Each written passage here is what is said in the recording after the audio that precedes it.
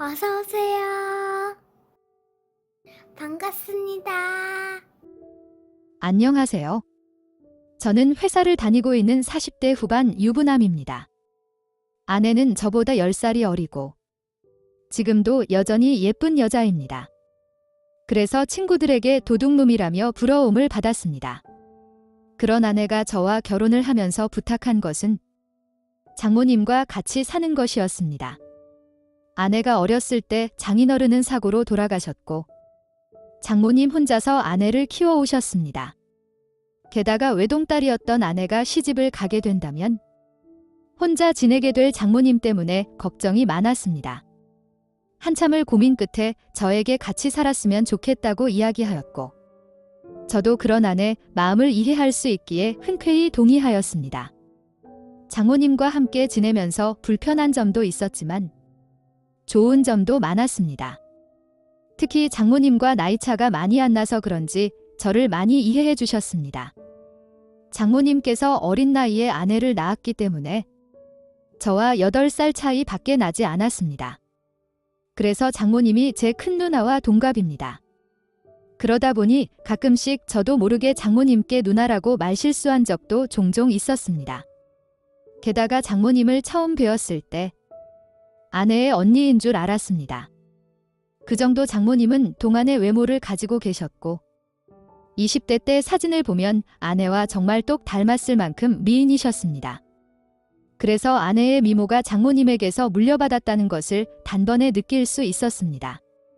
심지어 식사도 적게 하시고 매일매일 운동도 꾸준히 하셔서 몸매에 군살 하나 없으셨고 그러다 보니 적지 않은 나이임에도 아내와 같이 옷을 나눠 입으셨습니다. 오히려 아내보다 패션 감각도 좋으시고 젊게 입으시다 보니 아내가 장모님이 입으셨던 대로 입은 경우도 많았습니다. 그러다 보니 장모님과 같이 마트에 장을 보러 가면 아내와 온 줄 알고 말실수하는 사람들도 있었습니다. 특히나 아내가 임신하였을 때 정말 많이 들었습니다. 그때는 거의 매번 장모님과 장을 보려 다녔기 때문에 더 그랬던 것 같습니다. 첫째 아이 임신 및 출산, 육아까지 장모님과 같이 안 살았으면 어떡할 뻔했나 싶을 정도로 큰 도움을 받을 수 있었고 덕분에 저도 편하게 직장 생활을 할 수 있었습니다. 첫째가 3살이 되었을 때 회사에서 보너스로 해외여행 상품권을 받았고 휴가 겸해서 온 가족이 해외여행을 가게 되었습니다. 이때만 해도 30대 초반이었던 아내는 신나서 돌아다녔지만 저와 장모님은 3일차부터는 힘들고 지쳐서 숙소에서 쉬었습니다. 그날도 오전에 다 같이 스노클링을 다녀왔고 오후에 가는 쇼핑은 저만 빼고 나가기로 하였습니다. 그래서 저는 점심을 먹으면서 맥주를 마셨고 숙소에 들어오니 잠이 쏟아졌습니다. 낮잠을 한참 자고 일어났는데 아내가 선베드에서 태닝을 하고 있는 것이었습니다. 잠도 깰 겸 나가서 아내 옆에 앉아 태닝 오일을 발라주었습니다. 불려도 대답이 없길래 잠이 든 것 같았습니다. 구석구석 오일을 발라주다 보니 미끈한 아내의 몸매에 심장이 뛰기 시작했습니다. 첫째랑 장모님은 다른 방을 쓰고 있기에 걱정 없이 뒤에서 안으며 강렬한 스킨십을 하였습니다. 아내 몸에 발라준 오일 때문에 그런지 온몸이 미끌거렸습니다. 이런 경우는 처음이라 당황스러웠지만 뜨거운 시간을 보내는 데에는 문제가 되지 않았습니다. 사랑을 나누고 나서 키스를 하려고 아내의 얼굴을 돌렸더니 장모님이셨습니다. 저도 많이 놀랐지만 장모님도 충격을 받으셨는지 아무 말도 없이 옷을 입고서는 저희 방에서 나가셨습니다. 저도 한참을 앉아서 이 상황을 어떻게 해결해야 되나 고민을 하고 있는데 아내가 들어왔습니다. 장모님이 컨디션 안 좋은 것 같다며 저녁은 안 드신다고 하셨답니다. 그러면서 첫째도 오늘은 저희가 데리고 자라고 하시며 혼자서 쉬신다고 하셨습니다. 저녁을 먹고 장모님께 죄송하다고 장문의 메시지를 보냈습니다. 장모님은 그럴 수 있다며 괜찮다고 답장은 주셨지만 평소와 다르게 거리감이 매우 느껴지는 메시지였습니다. 아내는 피곤했는지 일찍 잠이 들었지만 저는 낮잠도 잤고 낮에 있었던 그 일 때문에 쉽게 잠이 오지 않았습니다. 맥주 몇 캔을 들고 바닷가로 나가서 마시고 있는데 장모님이 옆에 오셨습니다. 왜 잠을 못 자고 여기 있냐고 물으셨고 낮에 있었던 일을 다시 한번 사과드렸습니다. 장모님께서는 벌써 다 잊었다며 괜찮다고 하셨습니다. 하지만 정말 오랜만에 느껴본 남자의 강렬한 손길이어서 그런지 아직도 심장도 벌렁거리고 손이 떨리신다면서 잠이 안 오신다고 하셨습니다.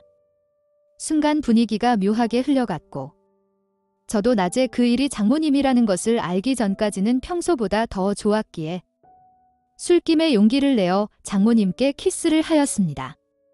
키스를 하는 순간까지 이러면 안 된다고 몇 번을 다짐했지만 이미 저는 이성을 잃은 상태였습니다. 장모님은 거절없이 저의 키스를 받아주셨고 같이 장모님 객실로 갔습니다. 객실에 들어가자마자 기다렸다는 듯이 장모님께서 저에게 격렬하게 키스를 하셨습니다. 그렇게 다음날 아침까지 뜨거운 시간을 보냈습니다. 그날을 시작으로 아내의 눈을 피해서 장모님과 사랑을 나누었습니다. 아내가 직장을 구한 이후부터는 장모님과 더 활활 타오르기 시작했고 몇 번이나 이러면 안 된다면서 헤어졌습니다.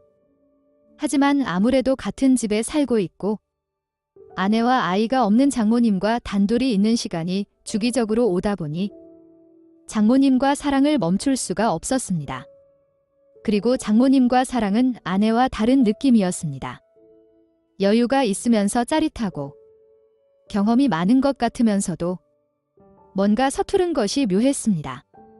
그리고 아내와 사랑을 나눈 다음 날이면 질투하는 장모님의 모습이 너무 좋았습니다. 저와 장모님은 더 이상 이렇게 지내다가는 정말 큰일이 날 것 같다며 다시는 서로의 사랑을 확인하지 않겠다며 장모님께서 집을 나가셨지만 결국 제가 집에 혼자 있는 시간을 잘 알고 계시기에 가끔씩 찾아오시기 시작했고 1년 만에 다시 살림을 합치게 되었습니다. 그렇게 장모님과 지낸 지 7년이 넘었습니다. 아내는 지금까지 저와 장모님 관계를 눈치를 못 채고 있습니다. 요즘에는 제가 목욕하고 있을 때 이제는 사위가 아니라 아들이라며 등을 밀어주신다는 핑계로 들어오십니다. 그러고는 옷이 다 젖은 김에 같이 목욕을 해야겠다면서 사랑을 확인하십니다. 아내가 10년 넘게 같이 살더니 진짜 아들이 다 되었다면서 웃고 넘기지만 화장실 안에서는 어마어마한 일들이 벌어지고 있습니다. 혹시라도 알게 된다면 엄청난 충격을 받을 일이기에 아내에게 너무나 미안하지만 장모님과 관계를 끊을 수가 없습니다. 밖에서 다른 여자를 만나는 것보다는 낫다고 생각하며 앞으로 더 조심하고 끝까지 비밀로 가져갈 생각합니다. 장모님도 동의하셨고요. 끝까지 비밀 잘 지켜서 지금처럼 행복한 가정을 꾸려나가겠습니다. 오늘의 사연은 여기까지입니다. 구독과 좋아요, 알림 설정 부탁드립니다. 긴 글을 읽어주셔서 감사합니다. 구독과 좋아요 꾹꾹 눌러주세요. 꾹꾹. 알림 설정도 꾹꾹 눌러주세요.